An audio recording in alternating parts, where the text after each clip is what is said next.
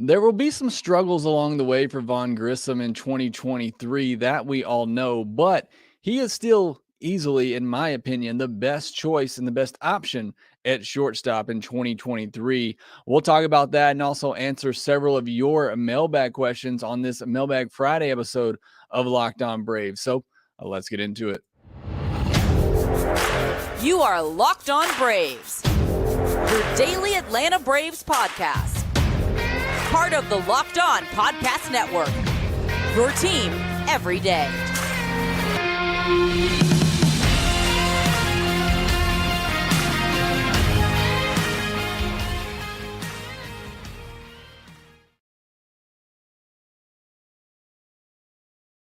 Part of Locked On Sports Atlanta, where we cover your favorite Atlanta sports teams each and every day.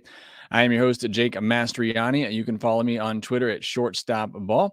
Also, make sure you follow the podcast on Twitter at LockedOn_Braves. Send in any questions, comments, or feedback that you have for the podcast. Also, make sure you check out my website, shortstopball.com, where you can see some of my written material as well. Make sure if you're new on YouTube that you hit that subscribe button. If you're watching this video there, do me a favor, hit that thumbs up button to help support the show. As I say, I'm always trying to make this show as interactive with you, the listener. And I posted a question on Twitter and on YouTube on Thursday talking about the idea of starting a Twitch stream for MLB The Show, a game that I enjoy playing, but another opportunity to talk with you, the listeners, and just to talk baseball. So let me know if you think that's a good idea in the comment section down below, if that's something you would be up for. It would not replace anything that we do here. This would just be another form for us to get together and talk baseball. But again, as always, appreciate all of the support here and everywhere else. And thank you for making Locked On Braves your first listen of each and every day. This episode is brought to you by FanDuel Sportsbook, the official sportsbook of Locked On. Make every moment more. Visit FanDuel.com/LockedOn today to get started. This is the Mailbag Friday edition of Locked On Braves. Got several really good questions here that we're going to get to on today's episode. So let's not waste time. Let's jump right into these questions here. And the first one's coming from Tommy Johnson, who says, do you go through the growing pains with Grissom at short or move on now? I get it if the team is a 80 to 100 loss team, but do you do that when you're a contender? And I got another similar kind of comment to this on Twitter on Thursday as well. So I really wanted to discuss this one at the top. And if you listen to me on here, and I'm going to talk about Vaughn Grissom's defense later in the episode as well, you may think that I'm being overly critical and too hard on Vaughn Grissom, and that's fair. He's under a microscope right now, for better or for worse. He's replacing Dansby Swanson, just like Matt Olson was replacing Freddie Freeman last year. Everybody is looking at Vaughn Grissom right now and what he's going to do, how he's going to fill that shortstop role, a primary position. So I don't want anyone to get the wrong impression that I don't believe in the kid, that I don't think he can get it done, but that's just what my job is as this host of this show, is to look at him critically and try to give you a unbalanced or unbiased opinion of how he performs. And when we look at, is he the best option for the Braves at shortstop this season? Do you go through the growing pains that he is undoubtedly going to have being a primary shortstop at 22 years old at the major league level? There's going to be some growing pains. What are the better options? And I know there's some out there who believe Orlando Arcia could do it and be just fine. I am not one of those. I don't think Orlando Arcia can be an above average hitter. And I think he's at best slightly above average defensively. And I think Grissom can give you better than that. I believe in the bat of Vaughn Grissom. Whatever you think about his defense, I believe the bat will play for Vaughn Grissom, especially if you're going to put him at the bottom of the order. I think he's going to get on base at a 330 clip for the top of the order. And I think there's a lot of value in that. I don't think Orlando Arcia can give you that. If you just wanted to put somebody out there who's going to be solid defensively, then put Braden Shoemake out there. And if things are just going terribly with Vaughn Grissom defensively to the point where he's costing you games, then maybe you do that and you just run Shoemake out there, have a solid defensive player there and somebody who's going to bat 9 in your order that's really not going to kill you because there's so many great bats up and down the lineup. But for me, if Vaughn Grissom can just make the routine plays, which he's done in spring training, he's made the one error. We talked about that the other day. I'm not going to go over it again. But for the most part, he's making the routine plays. And if he can just do that, again, like I said, I believe in the bat, and I think he's capable of hitting 270 with a 330 on base and mid-teens homers and mid-teens, maybe even upper 20s stolen bases. That's going to be really solid production out of the 9-hole if he can just make the routine plays defensively. And I'll just go ahead and talk about it now. There's 2 plays, and I'm listening on radio today, so I didn't see these, but back-to-back plays in the game on Thursday that were difficult plays. And he didn't make either one of them. But they were both ruled hits. They were not errors. But he doesn't need to make those plays. He just needs to make the routine plays. Would it be great if he were able to make a couple of those? Sure. And again, I'm listening on radio. I'm watching these. I don't even know if it was possible for him to make some of these plays. But as long as he just makes the routine plays and he hits like he's capable of, I still believe he's the best option. And I think it's worth going through whatever growing pains there may be for Vaughn Grissom this upcoming season. Next question here is from Balefire, who says, if Kyle Wright comes out this season similar to last year, do you think a long-term deal could be in play? If so, what money range do you think that could fall in? Good question here from Balefire. And, I've talked about the fact that I think Kyle Wright could potentially regress a little bit with the rule changes and how much of a ground ball pitcher that he is. But I have also said I think he's at least a mid-rotation type of starter. And if he comes out and shows that again this upcoming season, I think there is a possibility for an extension there. He has 4 years left, including 2023. Next year, going into next year, he'll be an arbitration eligible player, so we'll get a big boost in salary. So that's typically a good time to talk about extensions. He'll play this year at age 27. So that means after he's done with his arbitration years for the Braves, he'll be 31. So he might think that's his only chance to really get a big deal in free agency, and he may want to take that opportunity. Look, anytime you're talking about these extensions, there has to be 2 willing parties. They're giving up on these extensions. They're giving up an opportunity of hitting free agency and it exploding like it did last year on the shortstop market. But if he's willing and Kyle Wright wants to be here, I think there's the opportunity to get something done if he follows up 2022 with another good season. I think 5 years, $61 million, I think makes sense for the Braves, certainly. And I think that could make sense for Kyle Wright as well. You're talking about $5 million in 2024, $8 million in 2025, $12 million in 2026, which buys out his arbitration years, and then a couple of years at $18 million. Maybe you give him a team option year as a 6th year with a $5 million buyout to give him a little bit more money to boost it up to $66 million guaranteed. I think that could be a deal that works and makes sense, but we got to see Kyle Wright do it again. I would need to see Kyle Wright do it again before I'd be willing to make that move, and we haven't seen Alex Anthopoulos do that, extend a lot of starting pitchers except for Spencer Strider. And Strider was early on, and you're really just buying out the arbitration years with Spencer Strider. So we'll see for sure, but I think that's a good call. I think he could be an extension candidate if he has another good year. Joey Milby says, you can take any former Brave and add them to this team. Who are you taking? I'm going back and forth between adding Maddox to the rotation or Hank Aaron out in left field. Another great question here, and a fun one to discuss for sure. I want to know your thoughts in the comment section, who you would take from one former Brave. I would probably take Hank Aaron just because I didn't get to watch him play. It would fill a big hole in left field, and who doesn't want to watch one of the greatest players of all time? So I certainly, would pick Hank Aaron and be okay with that. If I had to pick another one, I might go with this guy over here, and that's Rafael Furcal. But just because I did love his defense, that strong arm, and prime Rafael Furcal was really good at the plate as well.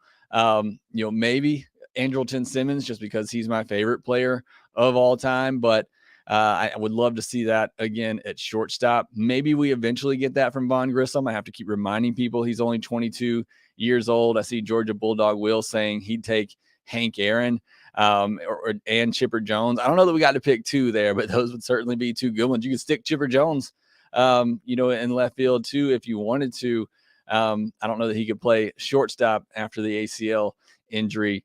Austin Reed says Hank 100% top 3 player of all time, or Andrew Jones. We may have a second coming of Andrew Jones here already, but those are certainly some great picks. But I think the answer here is definitely Hank Aaron. Next question here comes from Matt on Twitter, Karch829 on Twitter. He says, I think more concern for the 5th spot is needed. I know you talk about the depth we have for that spot, but if none of them are performing, I'm not sure that so-called depth is a strength. So I've had a couple of people come at me in the mentions about this as well, that they think starting pitching is a weakness. I disagree. Now, when you're talking about depth and you're talking about Allard, who's injured, we'll talk about that later. You're talking about Bryce Elder. You're talking about Dylan Dodd, Jared Schuster. These are back of the rotation guys. They're not guys I would want going into a postseason series, but they are guys if you need somebody to make a spot start or make 3, 4, 5 spot starts during a season, I would feel comfortable with that. And that's what depth is. And I think it's quality depth. Again, they're not guys that I think you can win a World Series with, but over the course of 162, you need those guys to get through a season. And so that's where we talk about the quality starting pitching depth that the Braves have. And look, yeah, we're hoping Ian Anderson bounces back. We're hoping Michael Soroka stays healthy. And if those things happen, then I think this is maybe one of the best rotations in all of baseball. So I certainly think it's a great starting rotation. I think the depth is great, and it's going to give the Braves the ability to maybe skip some guys and hopefully keep them fresh for the postseason. So I disagree. I understand if you don't agree and you think starting pitching is a depth or is an issue, starting pitching depth is an issue, but it's certainly not one of my worries going into the season. All right, next we got some other great questions to get to, including what one rule change would you make if you were the commissioner of Major League Baseball? We'll talk about that next. If you're looking for a delicious treat but don't want all the fat and calories, then you got to try Built Bar. We just got through the holiday seasons not too long ago, and I know one of my goals this year, as it is every year, is to eat healthier, and Built Bar has helped me do that. They have great tasting flavors out there. Some of my favorites, the cookies and cream, the peanut butter brownie. They got some coconut flavors out there for those who love coconut. Not me, but if you do, they have those out there as well. And what's so great about Built Bars, first of all, they're covered in 100% real chocolate. So what's not to like? But it's like eating a candy bar, but they're great for you. 130 calories, only 4 grams of sugar, and 17 grams of protein. And we've been telling you for a while how you can go to built.com and order yourself a box, which you can still do. But now, if you need them in a hurry, run out to Walmart, get yourself a 4-bar box. You need more than that, get several 4-bar boxes, or you can go to Sam's Club and get yourself a 13-bar box. However you get your Built Bars, make sure you go out and get yourself a box today.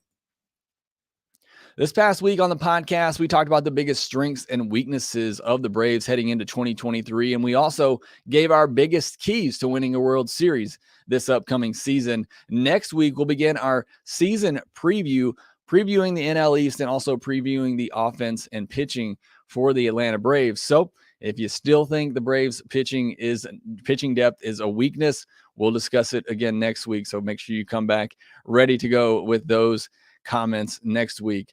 But let's get back into the questions for this Mailbag Friday podcast. And the next two come from Blake Newsom. First one says, hypothetical here.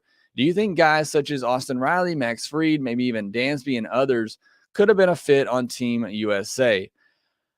I certainly think so. I think those guys are worthy. I mean, anybody who's an all-star level player, I think, is worthy to be in the World Baseball Classic.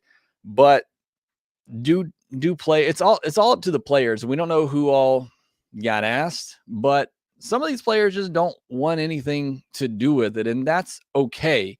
Especially I think American fans and American players don't quite care as much about it and get as invested in it. I enjoy it. I've been staying up way too late and waking up way too early to watch these games. I enjoy it because of the passion that other countries have for the game. So it all comes down to the player individually and if it's something that they want to do. But I certainly think Riley, Freed, even Matt Olson, I think, is worthy of being considered to be part of the World Baseball Classic. I hope next time around, I think maybe we see Spencer Strider be part of it, but especially pitchers, I think it's hard to get them on board with the World Baseball Classic as they're trying to gear up for a regular season. But there's no doubt, again, anybody who's an all-star level talent like Riley and Freed are, I think they're worthy of being considered for the World Baseball Classic roster. The other question from Blake Newsom says, what's your favorite budget parking lot at Truist? Because they're expensive. So I don't have a great tips on this one. If you do, make sure you put those down in the comment section below on YouTube. But when I go to games, because I'm traveling from Birmingham, I usually stay. So I park at the hotel that we're staying at and just walk to the stadium and have the luxury of doing that. When I have had to pay for parking, my favorite one is the one right across the interstate over in the Galleria area. There's a good parking lot over there. I don't remember how much it is. I do know it's pretty expensive, but I like to go to that one. And then you can just walk over the bridge straight into the Battery and into the stadium. So whenever I'm not staying at a hotel and I do have to use one of their parking lots, that one is my favorite to use. But if you have some other recommendations, please put those down in the comment section. Next question comes from Large Lar, who says, kind of a weird question. The Braves' new spring training site at Northport looks super nice. Just wondering what happened to the old place at Disney. Great show. Love listening every day. I appreciate that, Large Lar. The old spring training facility is still there. It's the ESPN Worldwide Complex, whatever. It's used for a lot of other sporting events. But the Braves were essentially using it. It's owned by, the Disney complex and all that. And the Braves were simply just being hosted there and using it. So they now have their own site, their own stadium that they control, but it's still being used. It's just used for other events. E. Goldie says, beyond eliminating blackout rules, what is one change you would like to make to grow the game if you were commissioner for a day? So a great question, as all of these are. The blackout is by far the number one thing for me in terms of growing the game that I think has to happen. And if anything good comes out of the bankruptcy filed by Diamond Sports, who owns Bally, is hopefully we're getting closer to blackouts going away. But I think that is definitely one of the biggest things.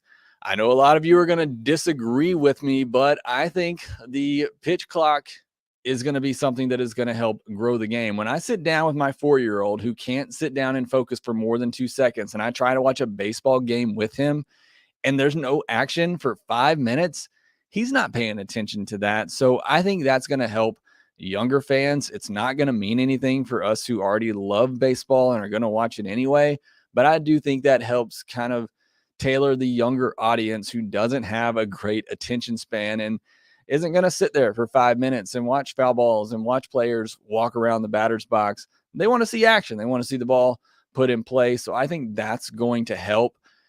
I can't really think of anything outside of that to help grow the game. Again, it's hard for me because I love the game. I'm going to watch it regardless. So for me, there's not really anything that you have to do. As far as rule changes on the field, I think the idea of a limited automated strike zone where you get to challenge 3 calls a game, I think that needs to come in next year. I'm tired of seeing these calls in big situations that are, missed pretty badly, and it affects the outcome of the game. I mean, you follow umpire scorecard on Twitter, you can see it almost every night. There's a call that changes, the outcome of a game, or maybe not the outcome, but it changes a run, takes a run off the board for a team, or puts the run on a board for another team. So I would like to see that. For fan experience, I got to see these ticket prices come down. It is unreal. I mean, I've paid nearly $200 for opening day tickets for just me and my wife, where not long ago we could go and get pretty decent seats for less than $100.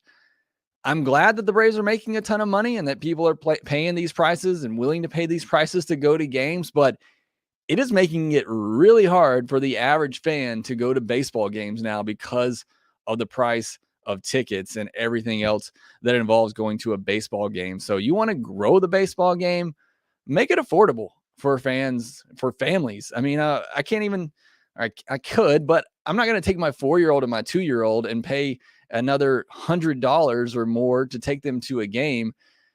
It's just, it makes it a lot harder for especially people with families to go to a ball game because it gets very expensive when you're taking a family of 5 and it's going to cost you $400 just to get into the gate at level 300. That's not great for your game and expanding your game. So that's something that I think should change to help grow the game for sure. All right, last question here. This one from Robert Mullis on Twitter.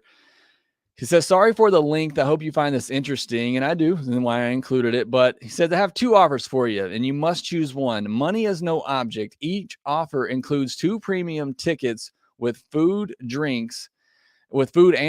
Number 1 is the Braves season tickets behind home plate, including playoffs. But your fiance says your honeymoon to Bali will be the last 2 weeks of October. So no World Series. Or number 2, all of this, NCAA Final Four, Masters, 4 days, College Baseball World Series, your NFL team, 1 playoff game each, BCS championship game, and Super Bowl, including NFL pregame party. So a very interesting question here, and a tough one to answer. I don't care about Masters. I really don't care that much about NFL. I would love to go to a college. I've been to the College Baseball World Series. I would love to go back. But then to have season tickets all year and not go to the World Series, assuming your team makes it, that would be really tough. But I would still take the season tickets for the Braves behind home plate. Although for me, I live in Birmingham, so that doesn't really work out. I'd have to live in Atlanta for that. But to go to the baseball game, to go out to the baseball park 80 times a year more with, the first couple rounds of the playoffs, at least, that you give me, I think is far more valuable than all that other stuff that you mentioned. But I am just primarily a baseball fan. I do like and enjoy other sports, but it's nothing compared to the way that I love baseball. So that would be the pick for me. But let me know what you would do in the comment section. I think it's a very fun question there from Robert. So I appreciate that. I appreciate all the questions that you sent me. All right, next I want to get to some of Thursday's notes, including Spencer Strider and just how nasty that he is with 2 pitches primarily, although he did throw a third one on Thursday that was pretty devastating as well. We'll discuss that next.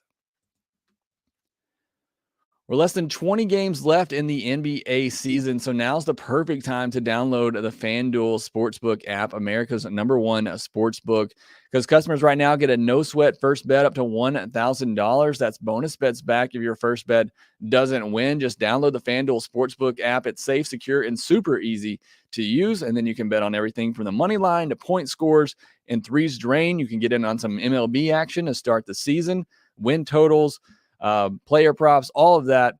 Go to FanDuel.com. They also let you combine your bets for a chance at a bigger payout with a same game parlay. So don't miss the chance to get on their no sweat first bet up to $1,000 in bonus bets when you go to FanDuel.com/lockedon. That's FanDuel.com/lockedon to learn more. Make every moment more with FanDuel, an official sports betting partner of the NBA.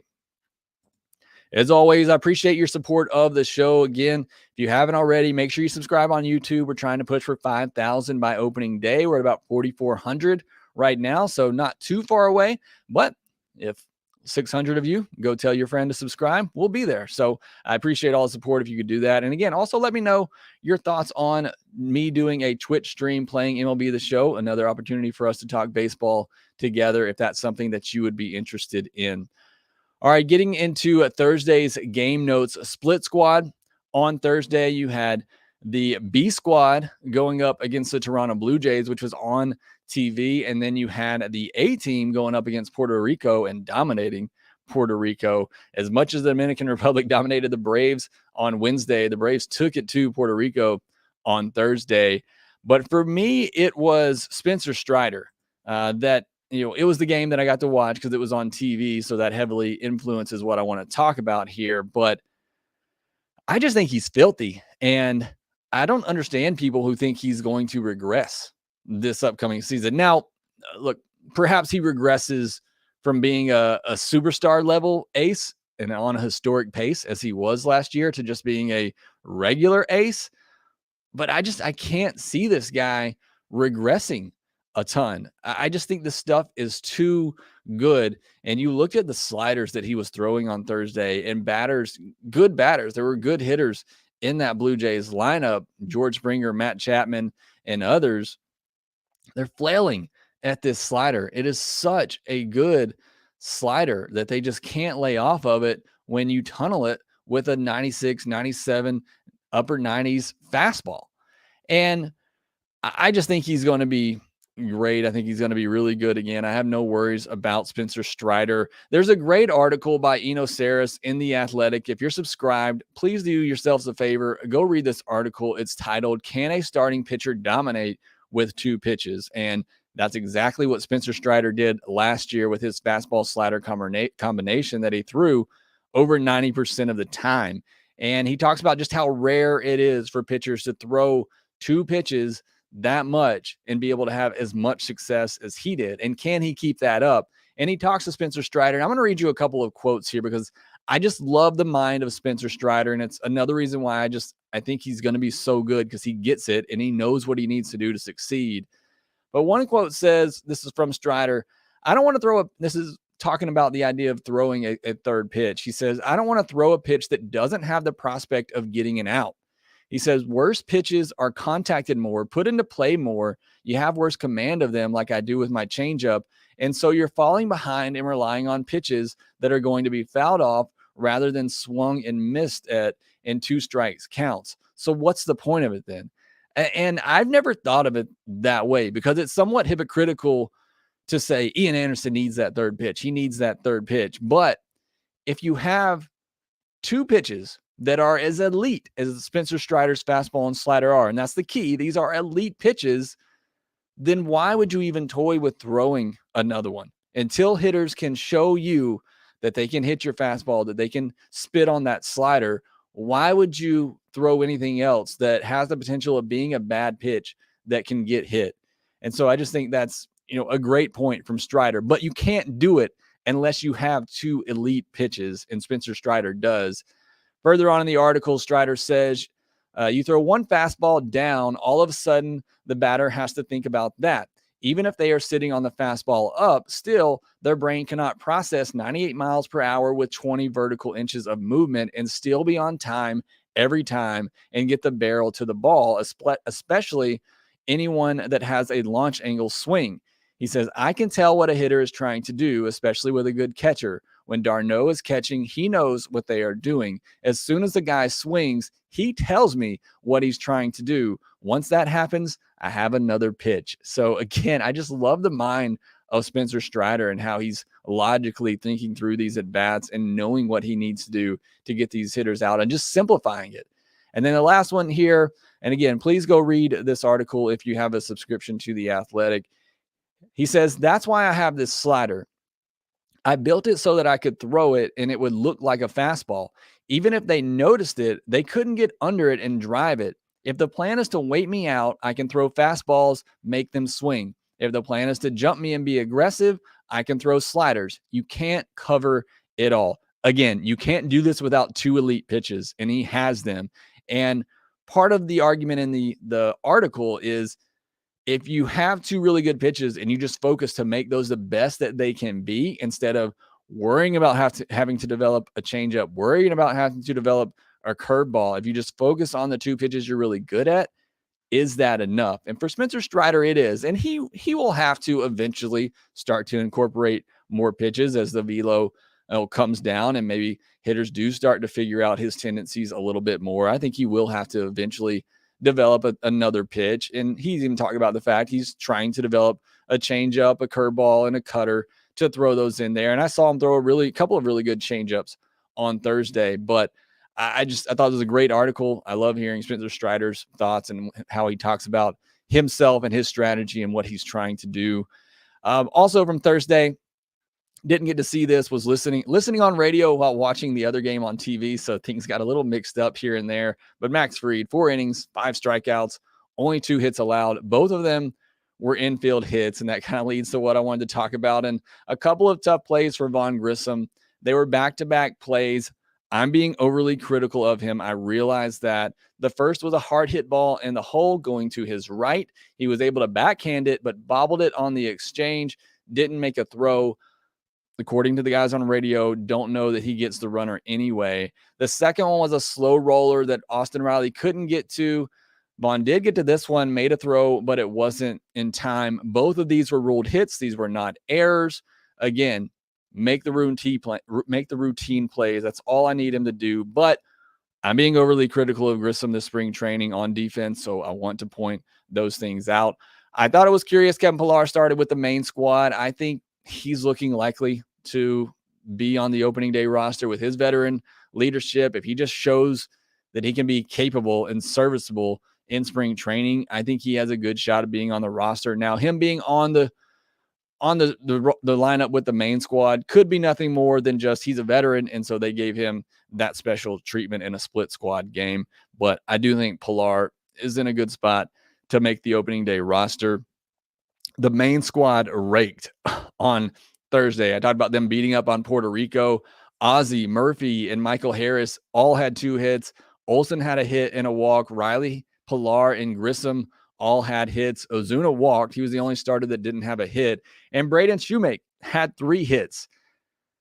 Now, if Braden Shoemake continues to impress with the bat, and I don't think he can do enough in spring training to really prove that, hey, the bat is there. I think we need to see him do that for a couple of months in AAA. But if he can do that with that defense, then maybe we have a serious discussion about who's the better fit at shortstop. But for now, it's Vaughn Grissom. I'm sticking with that. And then as far as some news from Thursday, I briefly mentioned earlier, Colby Allard has a grade 2 oblique strain. He will start the year on the IL. So you're already seeing some of that pitching depth start to go away, but not somebody the Braves were going to need to start the year. Hopefully he can get back healthy, and maybe the Braves do need him in a couple of months from now if some of the other guys in the rotation get injured or need a break here or there. But certainly hate that for Colby Allard, who had looked pretty solid early on in spring training and was looking like good depth in the starting rotation. All right, I've gone on for a while here, but I did want to try to get to some comments for those who are hanging around alive here in the chat section. Joe Mixon says, Grissom's, I think he's going to exceed all expectations. I certainly hope so. Marianne says she thinks that the Braves are getting ready in spring training and won't be nervous, and they'll come out firing, and the pitchers and all the players will be ready to go. Go Braves.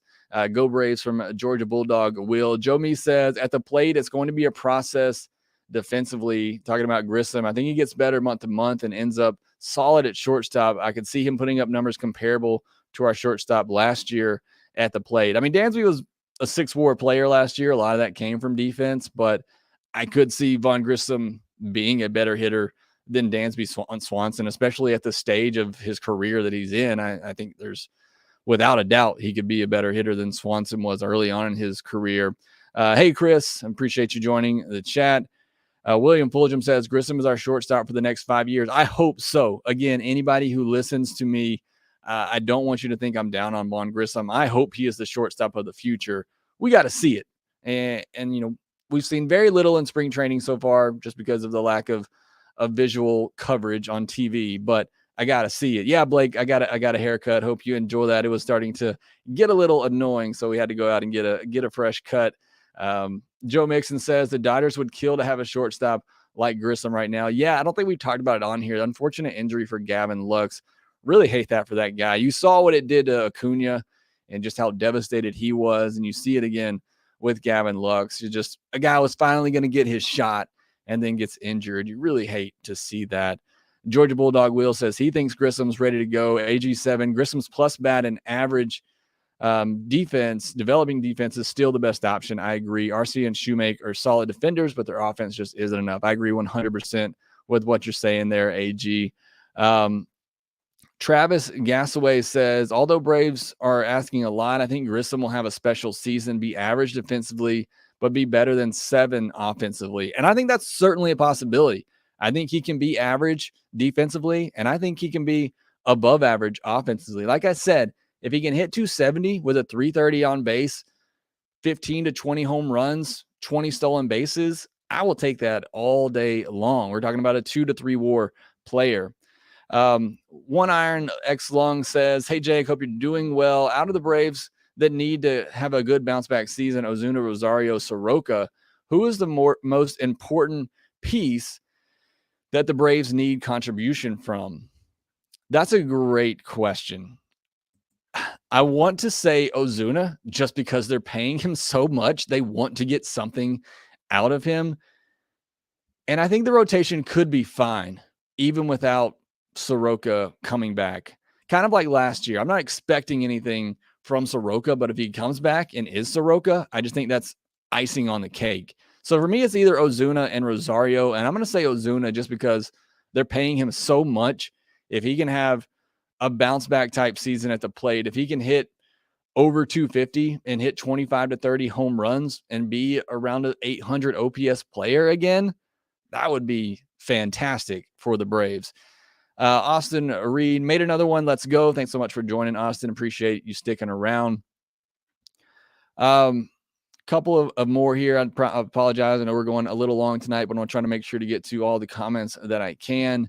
Georgia Bulldog Wild says, Chipper's my favorite player of childhood, and Hank is the best player in Atlanta Braves history. Talking about which Braves player from history would you want on the team now? Austin Reed says, if we're close to the trade deadline, I could see one more move for an arm. A will definitely do what needs to be done. And he probably wouldn't even go for a 5. He may look for a 3 or a 4. He's a magician. I certainly trust in Alex Anthopoulos at the trade deadline, even though one of the weaknesses for the Braves we talked about is just their lack of trade capital. And I'm going to do a podcast here in a couple of weeks of potential trade candidates for the Braves this upcoming season. So be on the lookout for that. Joe Mee says there is a reason why teams keep trading all-stars for our pitching prospects who are outside of the top 100. We develop pitching.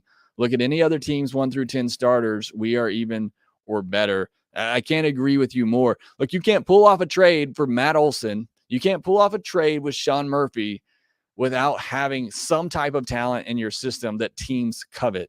And the Braves have done a great job stockpiling starting pitching prospects and doing a great job developing them. And, that's always going to be valuable in trades. And the Braves have done a great job of that.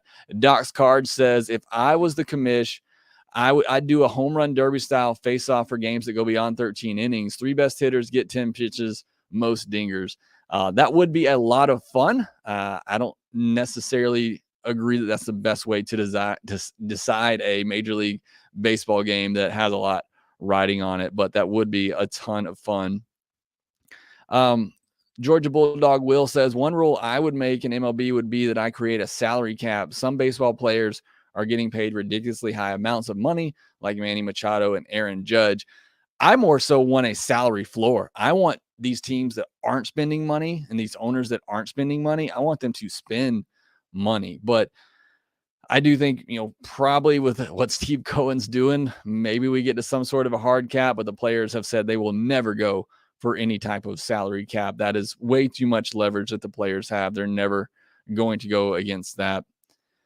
Austin Reed, their way worthy, but most low-key guys don't really mind the spotlight. As a Braves fan, it's refreshing not seeing the diva side, old school, and we'll give Ronald a pass. I'm not sure what that was in reference to, so I apologize. I didn't read that one ahead of time, but appreciate the comment, Austin. Austin Reed says, free tickets every Monday. I get that comment. I know what you're talking about there, and would love to see that for sure. Nicholas Mayer says, pitch clock is growing on me, honestly. I think I'm going to do a full article over on shortstopball.com, just giving my thoughts on the pitch clock and why I think it's a necessary evil. Look, I wish beyond anything that we did not have to implement any type of clock into a game that should never be dictated by time. But the players have forced this upon us. They have forced it upon Major League Baseball because they have abused the rules and they've abused this ability to stall. and take forever. And so it's gotten to a point where enough is enough. And, it's just not a good product, in my opinion, to see players walking around the mound, walking around the batter's box. I want to see action. I want to see a good game, and just taking forever. Again, we're talking time between action had become way too long. So the players forced it upon us to have to do something, but I wish they didn't have to. I don't love having a clock in the game of baseball, and maybe one day the players start to get it in their heads and realize that you can play the game this way, just like they had for 100 years, then maybe that pitch clock can go away. All right, I think I'm going to have to cut it right there. I apologize for any comments that I wasn't able to get to. I didn't get to your comment or question. Please put it in the comment section on YouTube, and I try to get to all of those there. Thank you so much for making Locked On Braves your first listen of each and every day. Again, we'll be back next week previewing the Atlanta Braves, previewing the NL East for the upcoming season as we get ready for opening day. Not too far away now. Again, thanks for making Locked On Braves your first listen of each and every day. Now go make your second list, the Locked On MLB podcast, where MLB expert Paul Francis Sullivan brings humor, passion, and a unique perspective on every team, talking about the biggest stories from around the league. Again, thanks for listening. Be sure to follow us on Twitter at LockedOn_Braves. You can follow me at Shortstop Ball. Make sure you subscribe to us on YouTube, trying to get to 5,000 followers, and make sure that you subscribe and rate, review, if you're going to give a good one, please, to the Locked On Braves podcast, wherever you get your podcast, and we will talk to you next time.